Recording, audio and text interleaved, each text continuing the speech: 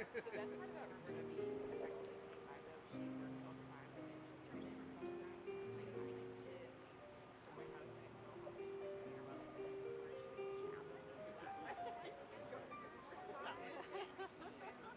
She is amazing. Very understanding. I do not have to, but I'm excited to it was hear like, how oh, I life know. is more, Yeah. I cannot do that. Yeah, you have to sing. Yes. Yeah. Get backwards. You were made for this. Inadequate.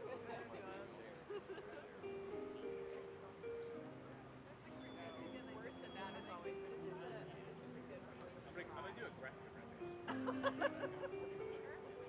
Retired from North Carolina State University's Chris Dodge, the founder of Poultry Science. Oh, we live out of the rest of the city. As mentioned, White House confident. Together still being worked out. Obviously, both sides, Ukraine and Russia. So here's where we stand. It says U.S. Secretary of War, U.S. Army Secretary Dan Driscoll holding meetings this week with Russian officials in Abu Dhabi on a proposal for ending the war in Ukraine. Today, Caroline Levitt posting on X. Over the past week, the United States has made tremendous progress towards a peace deal by bringing both Ukraine and Russia to the table. These delicate and not insurmountable details that must be sorted out and will require further talks between Ukraine, Russia, and the United States.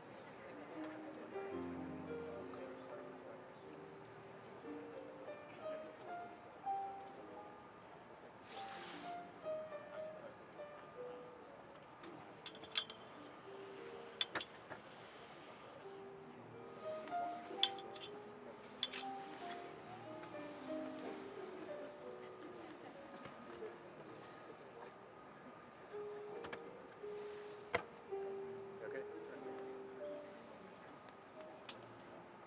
Well, President Trump was expected to unveil a health care proposal yesterday, reportedly including extending Obamacare subsidies for 2 years. But we're going to push back on some Republicans on Capitol Hill that announcement. He's postponed for now. Extending Obamacare subsidies are at the center of the $43 billion government shutdown. The president now facing pressure to deliver on a plan.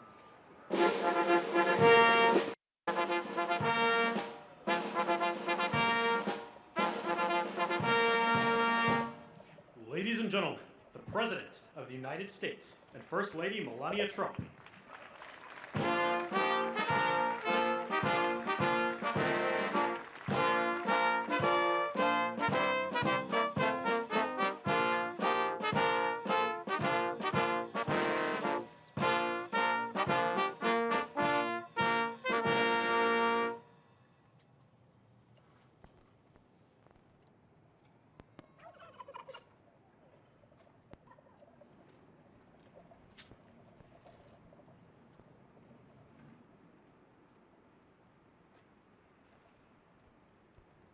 Thank you very much, and I hope you like our new beautiful patio with matching stone to the White House. If this were grass today, you'd be sinking into the mud like they've done for many years, and you would be very unhappy. Please, thank you very much.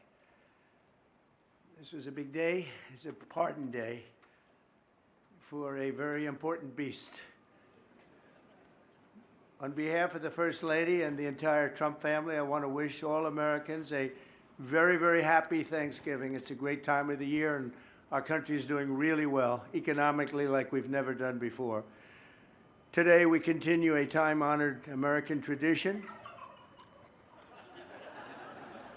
Well, that's a well-trained turkey. See how happy he is?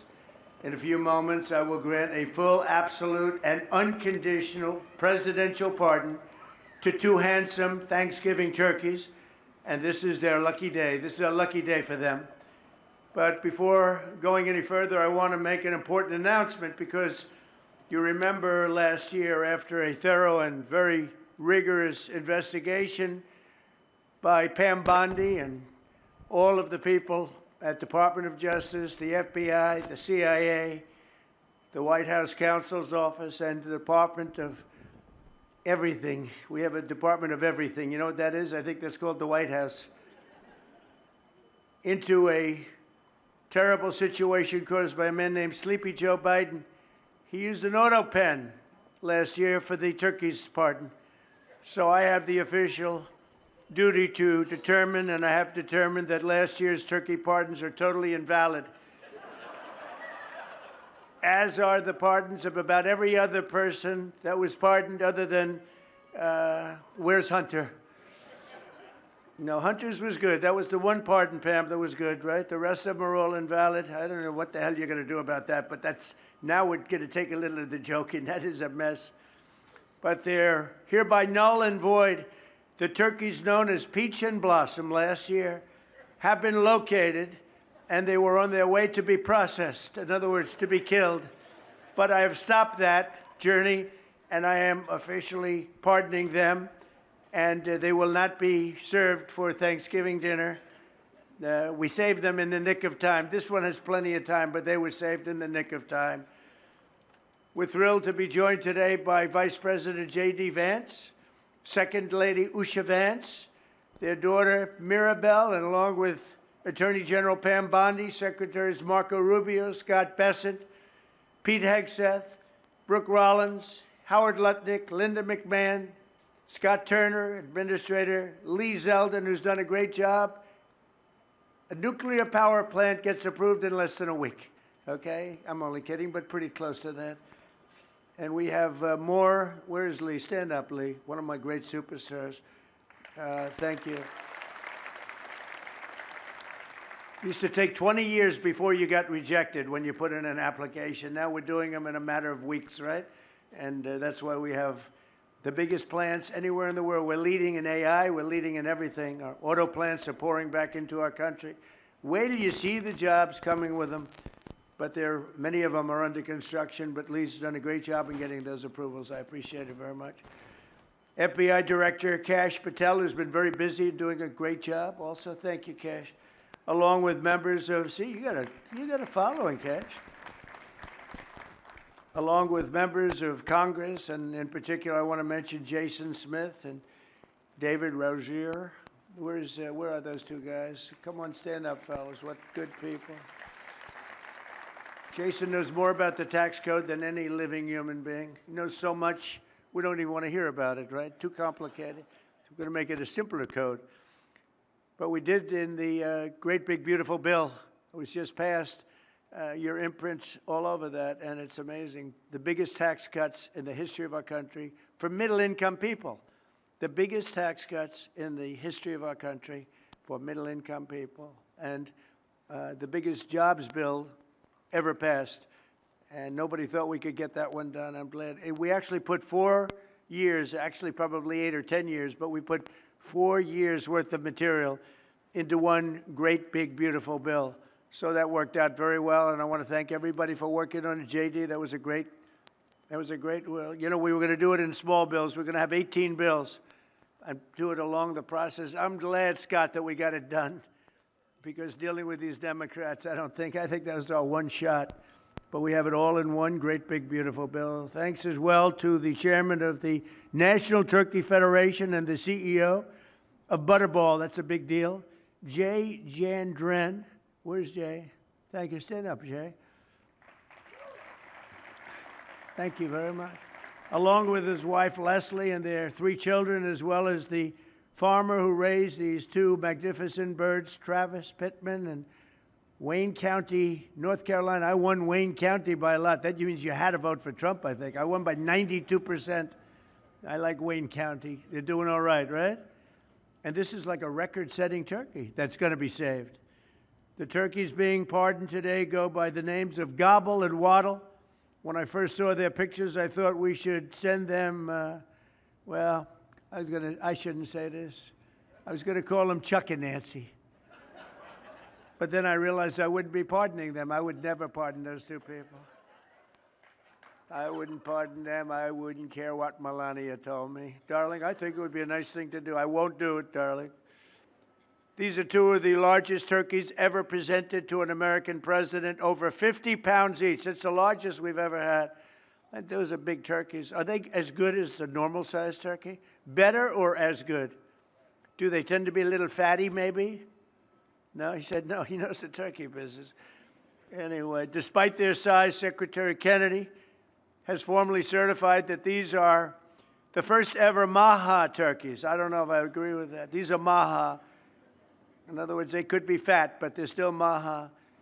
They've been fattened on a steady diet of grass, beef, to allow the smoothies and all of the other things that they've been eating for this occasion. This was a really big occasion, but they've eaten every fattening food that you can eat. We wanted to really make them special, and they really are. They're like record-setting. I've never seen a turkey that big before. Are they violent at all? Will they attack as I walk over? Because if they were, I'll stay right up here. But as you know, we're a tough on crime administration. We are tough on crime. You know, our border had 0 people coming in for the last 7 months, right? 0. I mean, even I find that hard to believe to be. They had millions and millions of people pour into our border from prisons, from mental institutions, gang members, drug dealers. They poured in to our country like we were stupid people. We're not stupid people anymore. But nobody's ever seen anything. The job that they've done on the Tom Homan, Kristi Noem, the whole group, the job they've done on the border is almost like a miracle. We have, and the people that make these statistics that said 0, they've said 0 for the last 7 months. I can't, it has to be like a few people got in, but they say 0. And they're radical left Democrats to do the scoring. So I can't imagine they did that for us. The truth is, we have no people coming into our country illegally. It's an amazing statistic, and I'm very proud of it. And we have the most people working in the United States today, by far, than we ever had in the history of our country. So those are all good numbers. But instead of pardons, some of my more enthusiastic staffers were already drafting the paperwork to ship Gobble and Waddle straight to the terrorist confinement center in El Salvador. And even those birds don't want to be there. You know what I mean? It was a tough. I'd like to thank the president of that country. They do a rather efficient job. It's got to be the largest prison in history. I've never seen anything like it. And a lot of people are behaving on our streets now. You know, Washington, D.C. is considered a safe zone. This was one of our most unsafe places anywhere in the United States. It is now considered a totally safe city. I won't tell you about murders. We're having murders, like a lot of murders, on a weekly basis. We haven't had a murder in 6 months. And it doesn't sound good even to say that. We haven't had a murder in 6 months. But when you are averaging 1 and even sometimes 2 a week, and you haven't had 1 in 6 months, you can walk with your family down the middle of any street, go to a restaurant, you won't get in. They're opening new restaurants all over, and it's really been a beautiful thing to see. So Washington, D.C. is now a totally safe city, and a year ago it was a criminal mess. We removed, Pam, 1,700 people, career criminals, and people that came to this city from Venezuela and many other places. They were let out of prisons, and they came here. They were Tren de Aragua, a lot of Tren de Aragua, that's from Venezuela. And we got them all the hell out of our country, or they're in prisons now.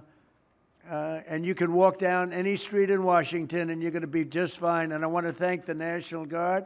I want to thank Pete Hegseth. The job you've done here is incredible.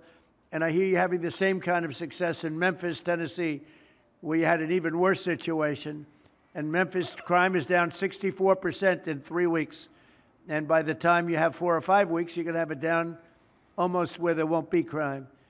And we could do that in Chicago, by the way, if they would let us.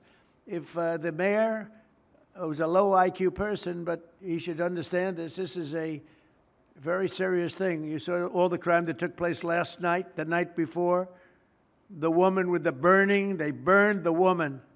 To be talking about that now, they burned this beautiful woman riding in a train. A man was arrested 72 times. 72 times, think of that. And they'll let him out again. The liberal judges will let him out again. But we're ready to go. You know, we've been moving toward Chicago. We have a governor that thinks it's wonderful that only like 7 people were killed this week. But we are moving toward doing it, and we're going to, if crime gets, it's horrible what's happening in Chicago. We could make Chicago a safe city in a period of 4 weeks. In a period of 8 weeks, 9 weeks, 10 weeks, it would be totally safe. And the people of Chicago want us to go there.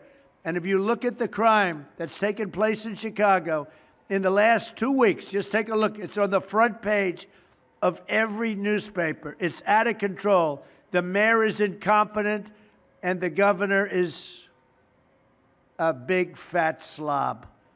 He ought to invite us in, say, please make Chicago safe. We're going to lose a great city if we don't do it quickly. Make Chicago, we'll do the same thing as we did in D.C., the same thing as we did everywhere we've gone. It's become almost instantly safe. And I want to do it in Chicago. So Governor Pritzker, if you're listening, let's get your act together. Invite us in. We're going to make your place so safe. You're not going to have these crimes that are making the newspapers and the front page of every newspaper and television story, news story. We'll make Chicago a safe place very quickly. I looked at the various cases, granting mercy, discovering that the terrible trauma that everyone's going through.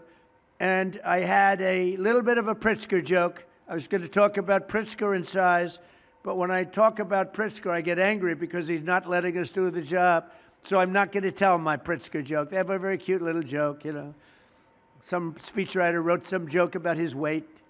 But I would never want to talk about his weight. I don't talk about people being fat.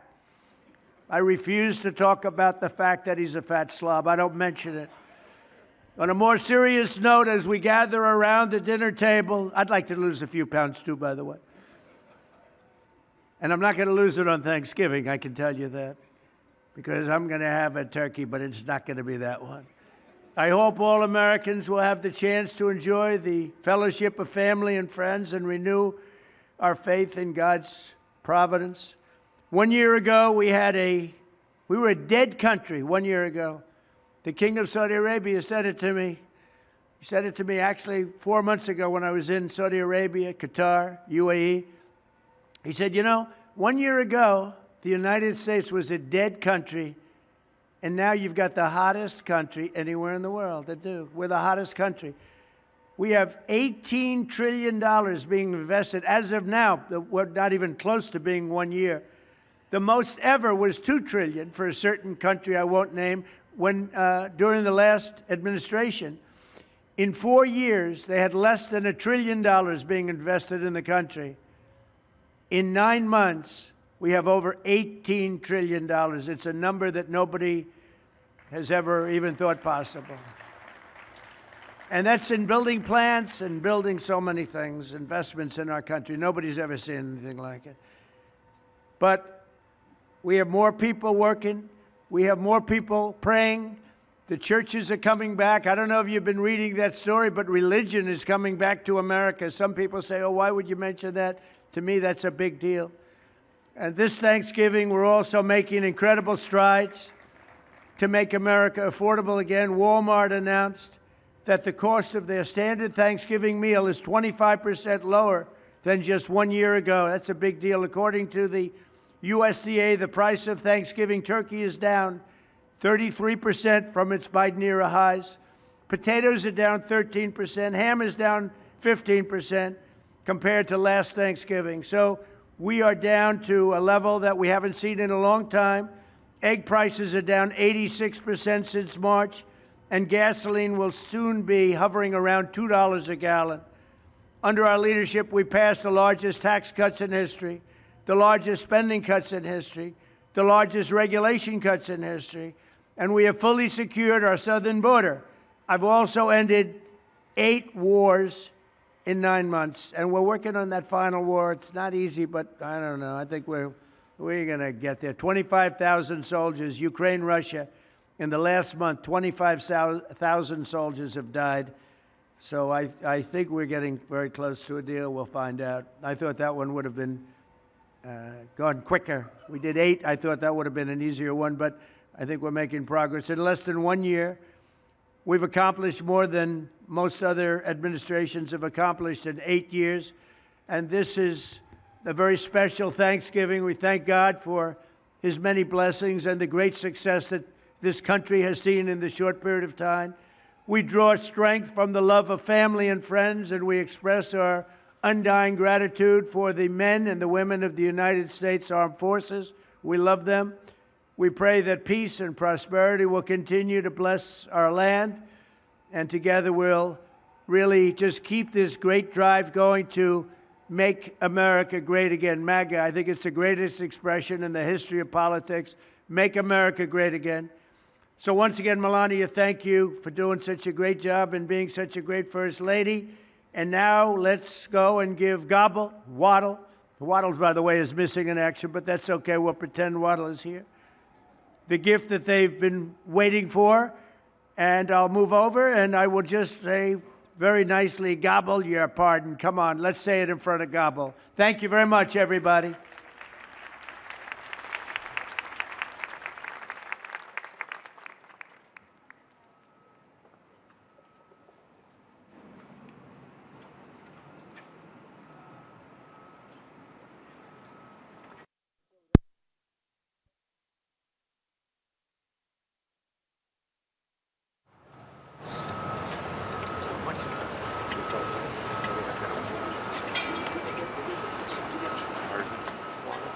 Just asked if they Looks get like a rather bigger. violent bird. Anyway, are you ready? Gobble, There you go. I just wanted. It's very important. You are hereby unconditionally pardoned. Praise the Lord. Praise the Lord. Very good. That's beautiful. That's nice. Who would want to harm this beautiful bird? That's good. That's good. Thank you very much. Fantastic job. Thank you very much. Thank you very much, everybody.